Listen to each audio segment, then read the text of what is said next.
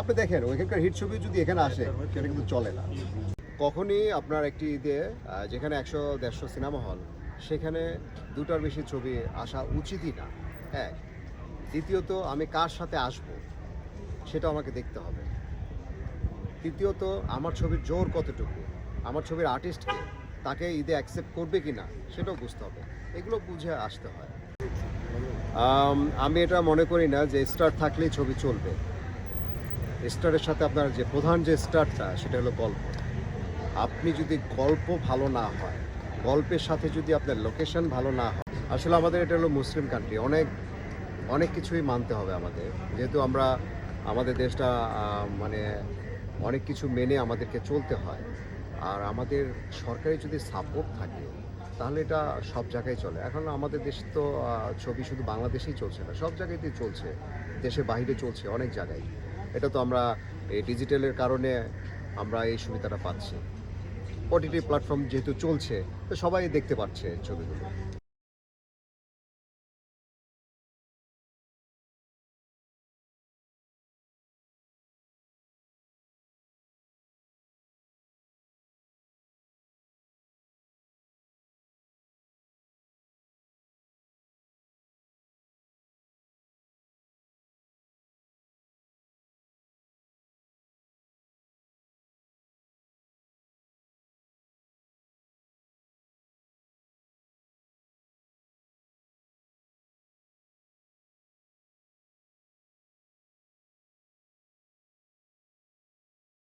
আসলে আমি প্রথম ছিলাম, আমি জসিম ভাইয়ের ভক্ত, সোহেল রানা সাহেবের ভক্ত।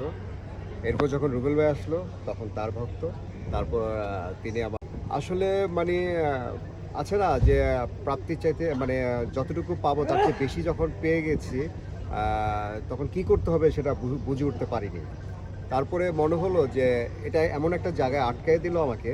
আগে ছিল ওপেন, সবার সাথে চলতে পারতাম, কথা বলতে পারতাম, কিন্তু তখন নায়ক হওয়ার পরে কিছু বাধা চলে আসলো। আমি এটা করতে পারবো, এটা করতে পারবো না, আমি এভাবে কথা বলতে পারবো, ওইভাবে কথা বলতে পারবো না, মানে অনেক কিছু বাধা চলে আসলো। একটা নিয়মের মধ্যে চলে আসলাম, ধরা বাঁধা নিয়মের মধ্যে।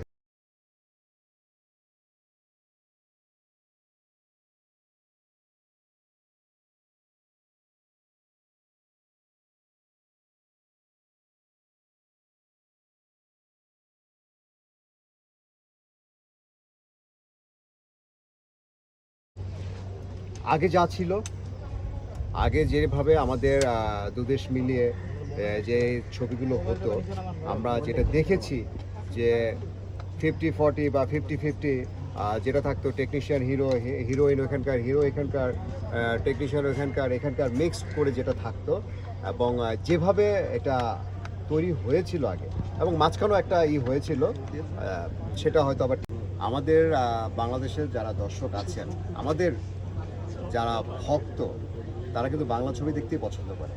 হিন্দি ছবি তাদের কাছে আসলে অপছন্দ, এবং তারা তেমন একটা গ্রহণ করে না। আপনারা দেখেছেন অনেক হিট ছবি আমাদের এখানে চলে।